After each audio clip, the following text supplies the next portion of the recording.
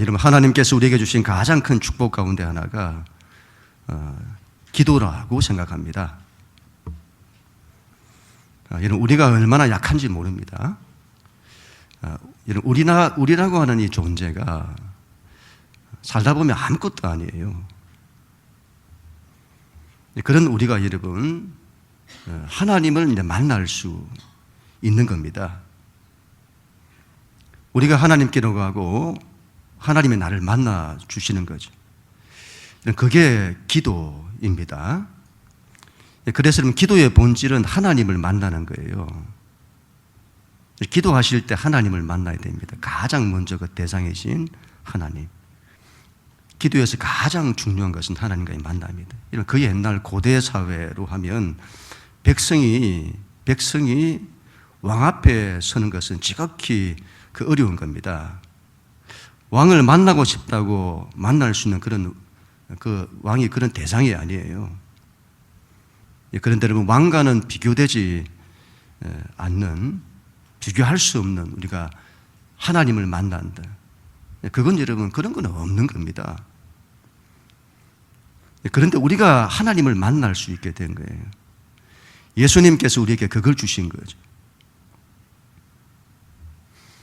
그 하나님 앞에 나가서 나의 사정을 아뢰고 나의 아픔을 아뢰고 하나님의 도우심을 구하는 것입니다. 그게 기도인 거예요. 이런 기도만큼 귀한 것이 없습니다. 이런 베드로와 요한을 통해서 놀라운 일이 일어납니다.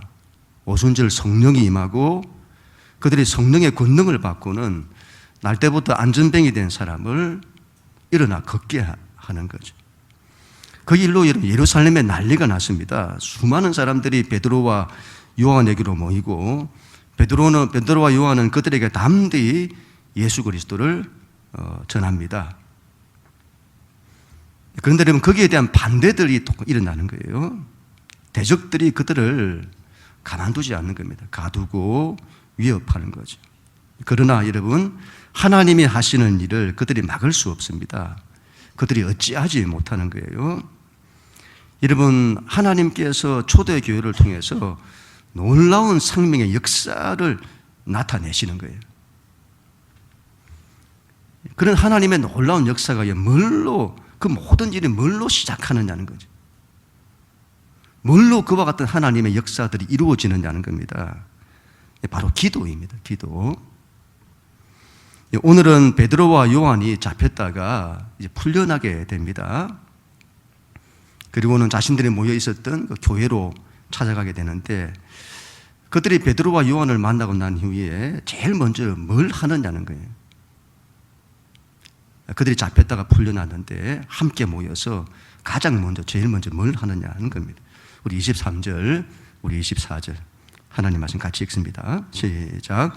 사도들이 노임의 그 동료에게 가서 제사장들과 장로들의 말을 다 알리니 그들이 듣고 한 마음으로 하나님께 소리를 높여 이르되 대주제여 천지와 바다와 그 가운데 만물을 지으신 이시오. 아멘. 이런 그들이 모여서 했던 것은 다른 것이 아닙니다. 기도하는 거예요. 교회는 모여서 제일 먼저 기도하는 거예요. 수천 명이 이런 모인 그런 곳이 아닙니다. 그렇게 모일 장소도 없고 작은 수의 가정교회 같은 교회였을 겁니다. 그곳에서 교회는 하나님께 제일 먼저 기도하는 거예요. 교회는 여러분 기도의 힘을 써야 합니다. 우리는 여러분 기도에 힘을 써야 해요. 기도를 여러분 힘들어 하시는 분들이 있어요. 기도가 얼마나 큰 축복인지를 아마 모르기 때문일 겁니다. 하나님을 만날 수 있게 되는 거예요. 그리고 그 기도를 통해서 하나님의 힘과 도우심이 오는 거예요. 기도만큼 귀한 것이 없습니다. 하나님께서 우리에게 주신 가장 큰 선물이요, 축복 가운데 하나가 기도인 겁니다. 반드시 기도하는 사람이 되어야 합니다. 기도를 쉬고 있습니까? 기도를 잘 못하나요? 기도의 열정을 잃었나요? 다시 회복해야 합니다. 초대교회를 보세요. 모이면 기도하는 거예요. 흩어지면 전도하고. 그들은 기도합니다. 그들의 기도의 특징을 보세요. 첫 번째로는 한 마음으로 하나님께 소리를 높여 기도합니다. 재미난 것은 여기서 소리라는 단어가 단수예요. 단수. 여러분, 여러 사람들이 함께 모여서 소리를 내잖아요. 이런 소리 내고 저런 소리 내잖아요. 그런데 복수가 아니에요. 단수입니다. 왜 그렇죠? 한 마음으로 소리를 내니까. 그들의 기도의 특징은 합심 기도인 거예요. 마음을 같이 해서 기도하는 거예요. 교회는 이런 마음을 같이 해야 합니다. 삼위일체 하나님을 보세요. 하나님의 일하시는 방식을 보면 하나님 안에서는 성부와 성자와 성령께서 서로 의논하세요. 복수로 서로 의논하세요. 그러나 일을 행하실 때는 일체 하나로 일하세요.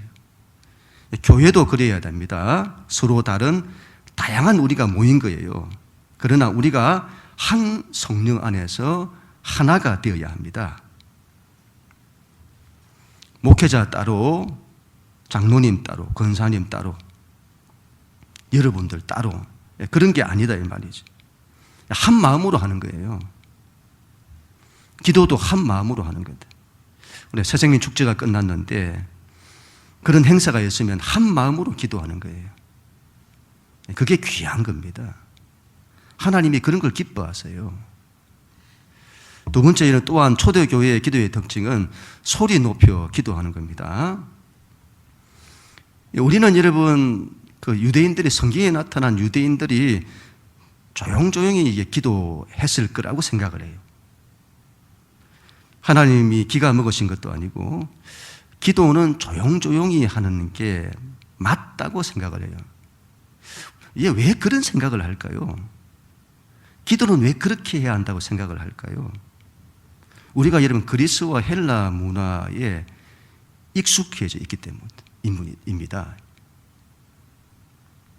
그들의 문화는 이성으로 생각하고 철학으로 사유하고 돌을 닦는 것과 같은 거예요.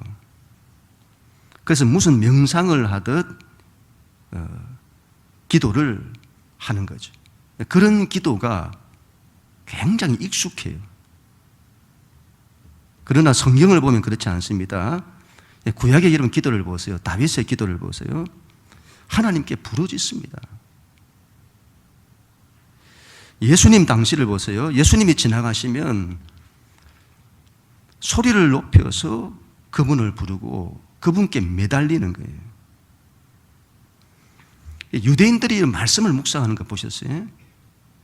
전부 소리 내어서 묵상하는 거예요. 기도하는 걸 보세요. 유대인들의 기도는 성전에서 하늘을 향해 두 손을 들고 기도하는 겁니다. 열방을 가보시면요. 열방에 가보시면 이쪽 사람들은 기도할 때 전부 두 손 들고 하나님의 임재를 느끼면서 기도하는 거예요.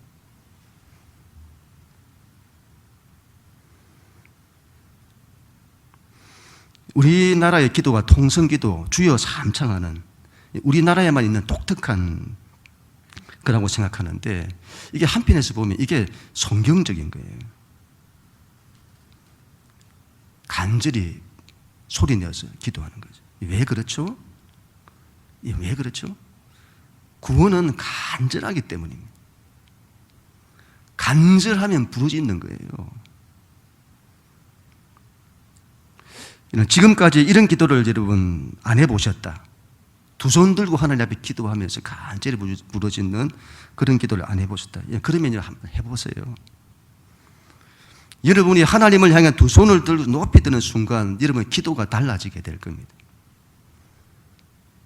여러분의 신앙이 달라지게 될 거예요. 이거 해보시면 압니다. 근데 여러분 이거 아무나 할 수 있는 게 아니에요.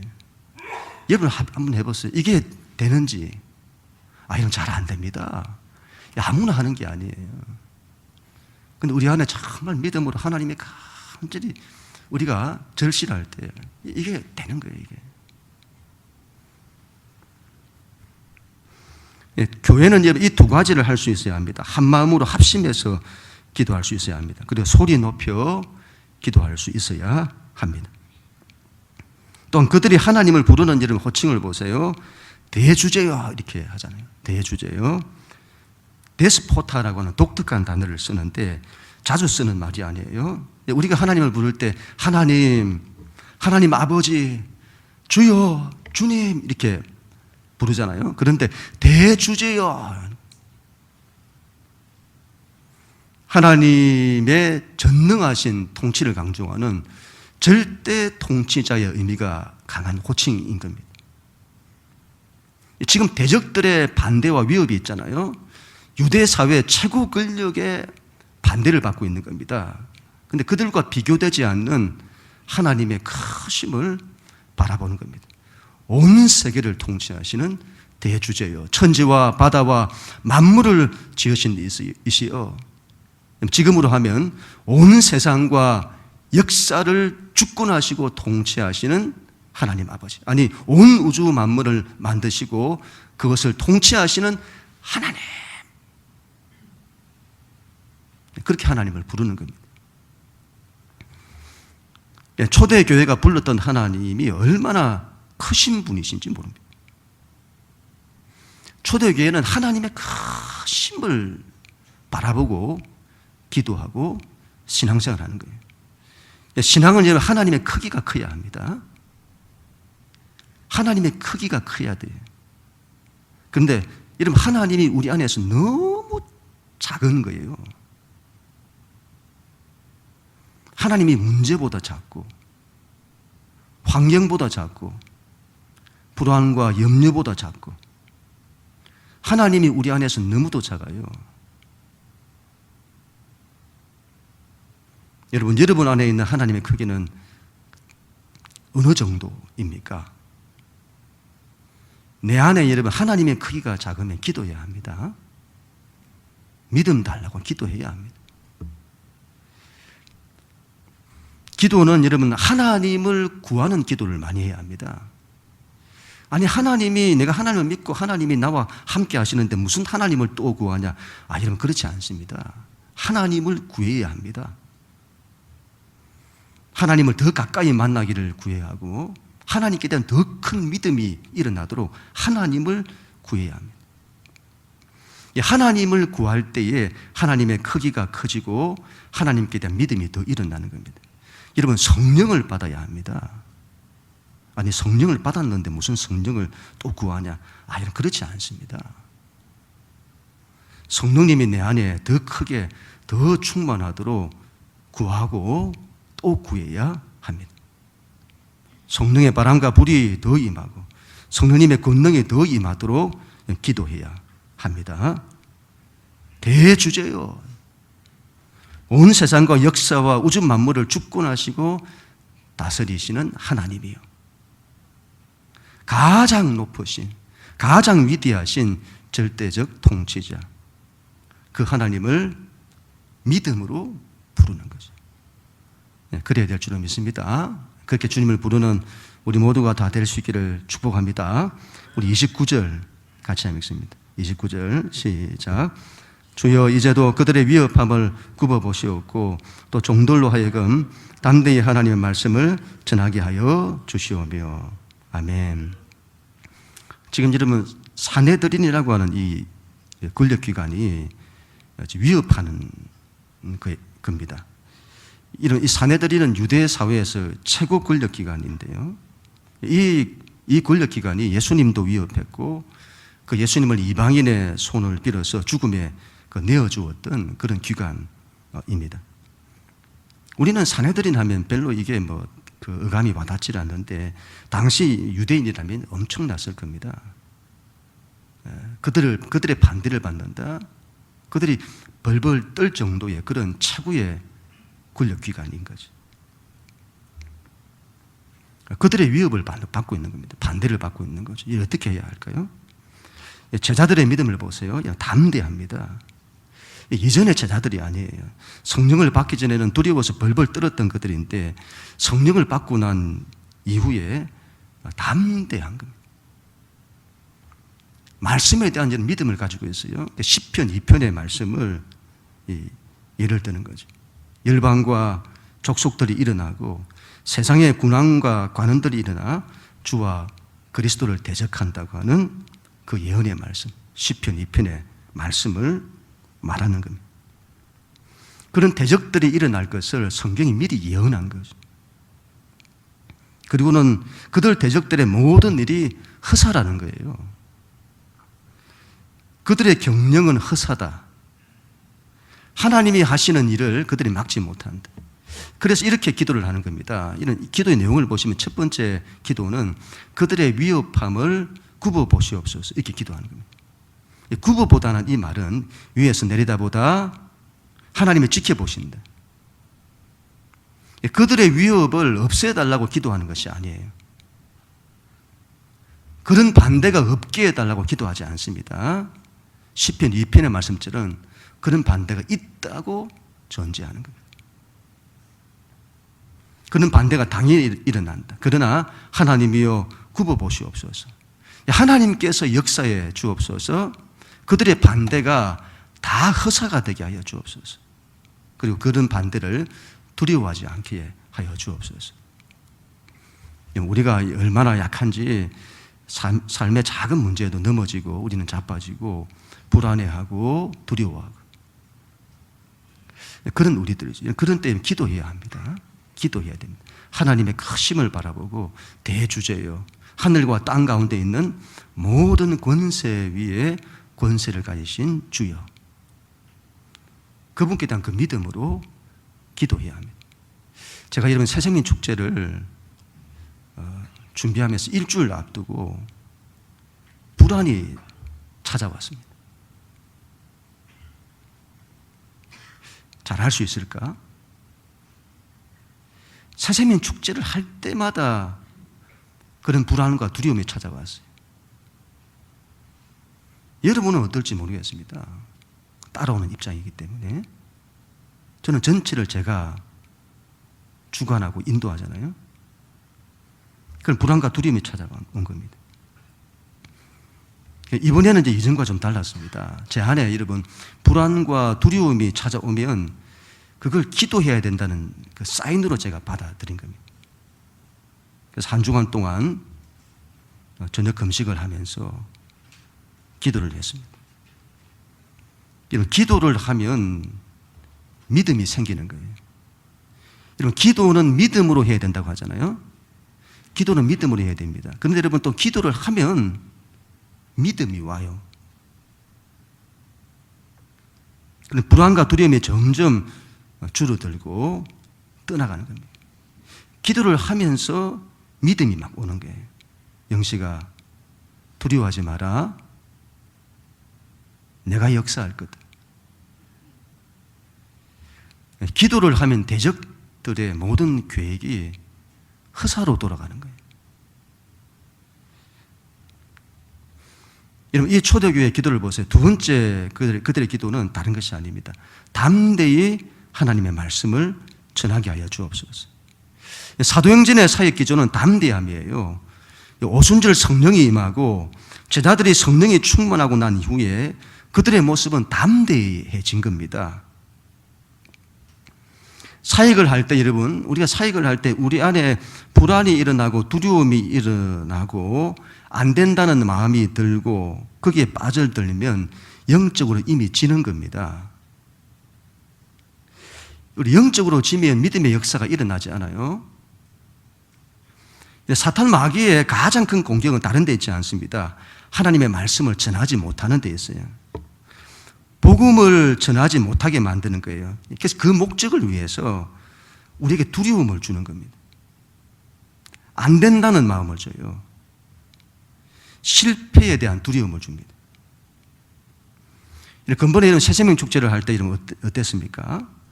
담대히 복음을 전하게 됐나요? 안 된다는 마음을 가졌나요? 해도 안 된다. 실패에 대한 두려움을 가졌나요? 우리는 여러분 전도해야 된다는 걸 다 압니다. 영혼을 구원하는 것이 교회의 가장 큰 사명이고 가장 중요한 일이라는 걸 다 알아요. 전도가 교회의 사명이라는 걸 다 압니다.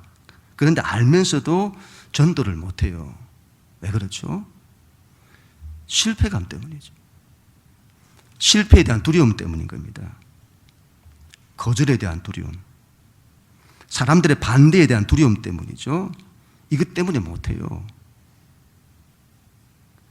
자, 유튜브에서 어떤 젊은 여집사님의 말을 듣고는 참 많이 공감을 했습니다. 이분의 말이 우리가 전도해야 한다는 것을 알면서도 전도를 못한다는 거예요. 그 이유는 실패에 대한 두려움 때문이다. 거절당할 것에 대한 두려움, 전도를 해도 안 된다는 두려움, 전도를 한번 하고 안 되면 안 된다고 생각을 한다는 거예요. 이분의 말이 이런 통계학적으로 볼 때 전도가 된 사람들은 주변 사람들로부터 10번 이상씩 전도를 받았다는 겁니다. 한 번 전도받고 교회를 나오게 된 사람이 거의 없다는 거예요. 그래서는 여러분, 한 번 해보고 전도가 안 된다고 포기하면 안 된다는 거죠. 전도는 하고 또 하고 또 해보고 또 해보고. 전도는 씨를 뿌리는 거다, 그런 말을 하더군요. 씨를 길가에 뿌려지고 돌밭에 뿌려지고 가시밭에 뿌려지고 뿌리는 거예요.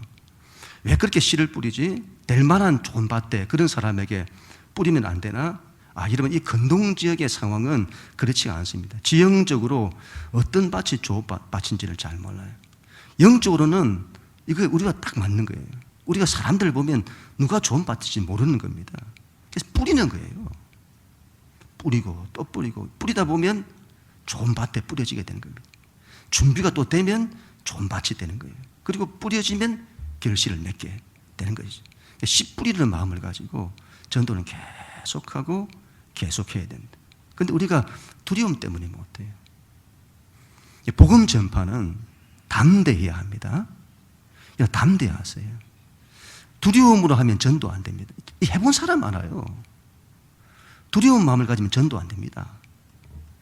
사도행전의 사역 기조는 담대히 거침없이 복음에 대한 확신을 가지고 어떤 대적과 방해도 두려워하지 않고 담대히 하는 거예요. 그런데 그런 담대함이 우리 안에 없잖아요. 그래서 기도해야 하는 겁니다. 성령이 충만할 때는 담대해지는 거예요. 그래서 우리가 성령을 구하는 겁니다. 성령의 권능으로 네가 내 정인 될 거다. 우리 그들의 생명을 여러분 구원할 수 있는 최고의 선물을 우리가 그 사람들에게 주는 거잖아요. 그걸 우리가 두려움으로 불안으로 할 게 아닌 겁니다. 담대히 하는 거죠. 포기하지 말고 담대히 해야 되는 겁니다. 그래야 할 때에 하나님의 역사가 나타나는 것입니다. 그는 우리 모두가 다 될 수 있기를 축복합니다. 30절 우리 하나님 말씀 같이 읽습니다. 30절 시작. 손을 내밀어 병을 낫게 하십시고 표적과 기사가 거룩한 종 예수의 이름으로 이루어지게 하옵소서 하더라. 아멘. 교회의 세 번째 기도입니다. 손을 내밀어 병을 낫게 해 주시옵고. 그걸 기도하는 거예요. 여러분, 대단한 기도를 한 거죠. 세상에 여러분 병든 사람이 너무 많아요. 주변에 아픈 사람이 너무 많아요. 정신적으로 아픈 사람, 육체적으로 아픈 사람, 마음의 상처를 받아서 병들어 있는 사람, 낙심과 좌절로 병들어 있는 사람, 정신적인 스트레스로 병들어 있는 사람, 삶의 문제로 힘들어하고 쫓기는 사람, 인생의 무거운 짐을 지고 어깨가 쪼그라든 사람, 병든 사람들이 너무 많은 거예요. 그들에게 손을 내밀어 예수의 이름으로 병을 낫게 하는 겁니다. 초대교회는 그걸 위해서 기도한 거예요.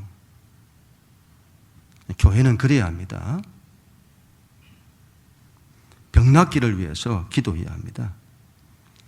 무슨 은사를 나타낼 목적으로 기도하는 것이 아니라 그 영혼들을 사랑하고 그들을 어떻게 해서라도 살리겠다는 그런 마음으로 병 낫기를 위해서 기도해야 합니다. 여러분, 표적과 기사가 나타나기를 위해서 또 기도하잖아요. 표적과 기사가 나타나기를 위해서. 여러분, 신앙은 하나님의 기적이 나타나야 합니다. 요즘은 이런 전도를 해보면 이런 마음들이 정말 절절히 일어나요. 지금의 시대는 여러분 코로나 이후로 사람들의 마음이 더 닫혀 있습니다. 전도를 해보면 분위기가 완전히 달라요. 사람들의 마음이 얼마나 강팍한지. 전도하는 사람이 자괴감이 들 정도로 이렇게 반응하는데 이 전도를 내가 해야 되나 싶을 정도로 반응들이 일어나요. 여러분, 어떤 것으로도 안 되는 거예요. 전도를 해보면 어떤 것으로도 안 된다는 마음을 가지게 됩니다. 근데 여러분, 영혼 구원이 본래가 그런 겁니다. 어떤 힘으로도 안 되는 거예요. 이건 하나님의 힘과 능력이 아니고서는 안 되는 겁니다. 그래서 우리가 구해야 되는 거예요. 하나님의 기적의 역사를 구해야 되는 겁니다. 돌아가신 오카넬 목사님 이런 말씀을 하셨는데요. 자유주의 신학이 들어와서는 기독교 신앙을 무너뜨리는 거예요.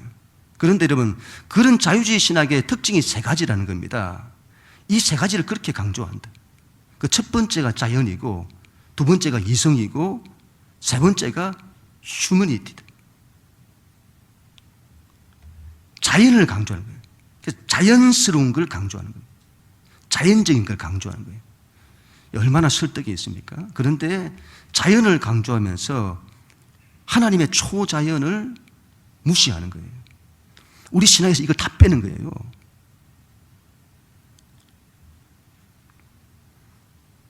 두 번째로는 이성을 그렇게 강조한다는 거죠. 이성적이고 합리적인 걸 그렇게 강조하는 겁니다. 그리고는 믿음을 무시하는 거예요. 세 번째는 휴머니티를 그렇게 강조한다. 사람과 사람 사이의 관계를 그렇게 강조한다. 반대로 사람과 하나님과의 관계를 무시한다는 거예요.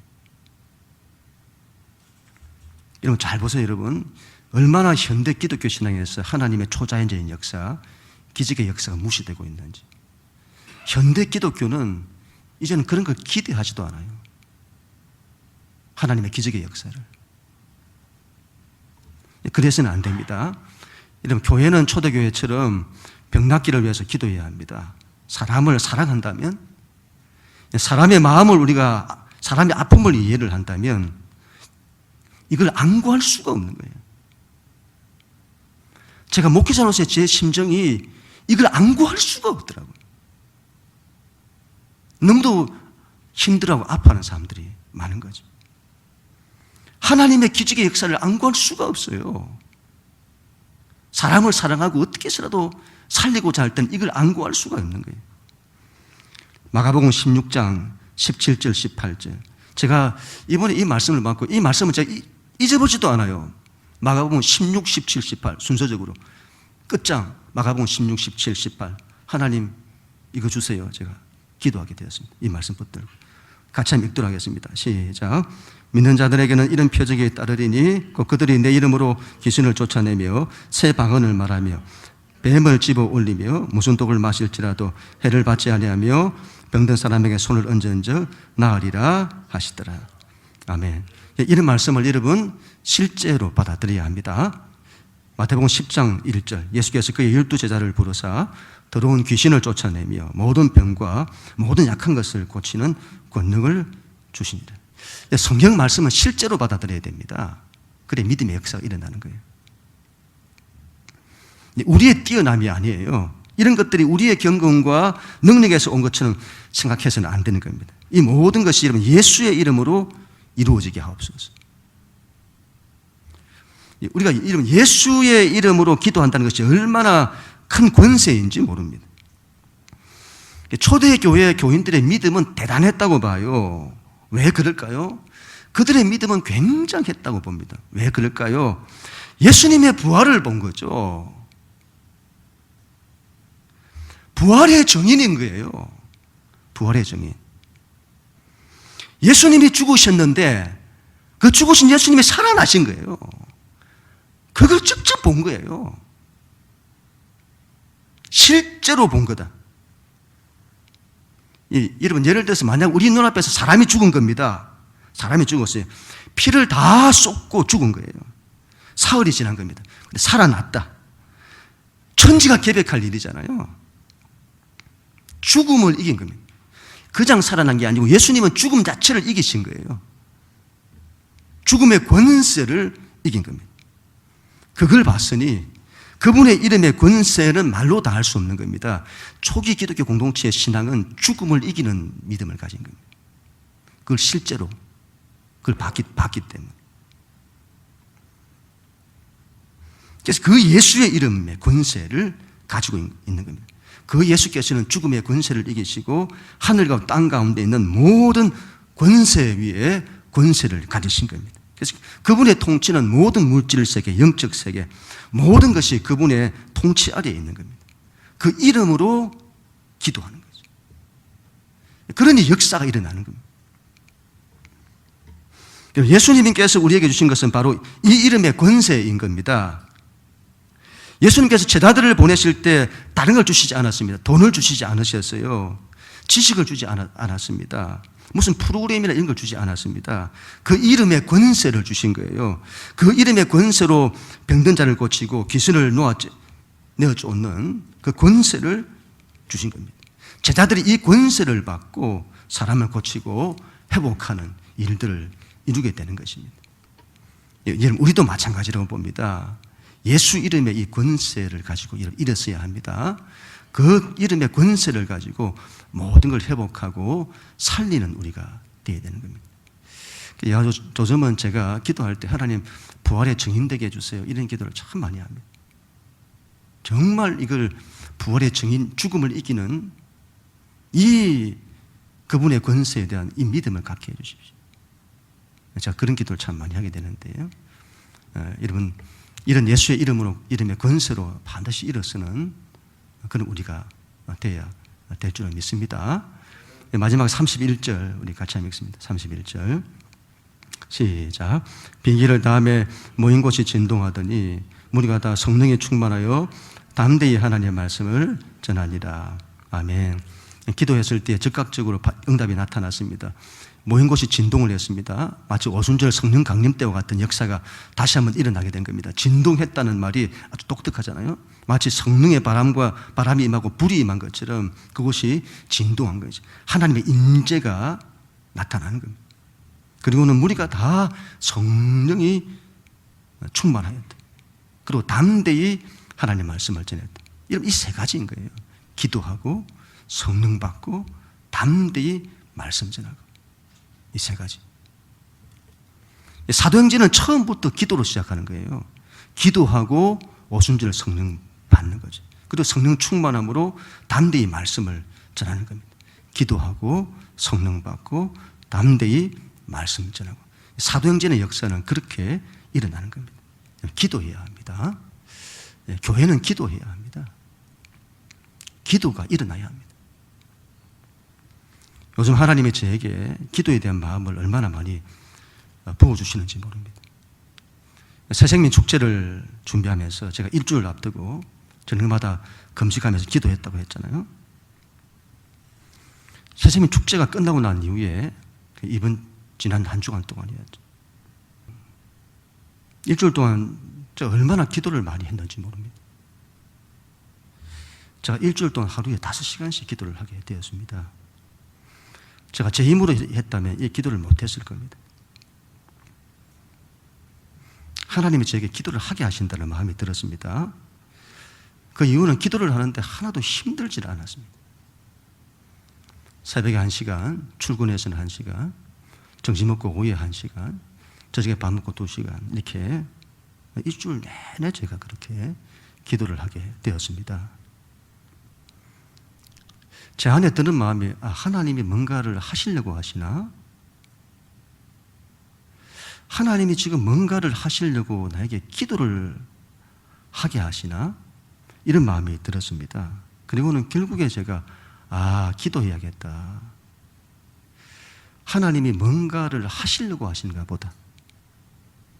기도해야 되겠다. 기도로 준비하게 하시나요? 그래, 기도하자. 아브라함이 하나님이 지시하시는 대로 하잖아요. 하나님이 지시하신 대로 가는 거예요. 그래, 그렇게 하자. 하나님께서 인도하시는 대로 가보자. 하나님이 시키시는 대로 해보자. 그리고 제가 오늘부터 40일 기도를 그렇게 작정을 하게 되었습니다. 40일 동안 하루에 5시간씩 기도하고 저녁 한 끼 금식하면서 기도해보자.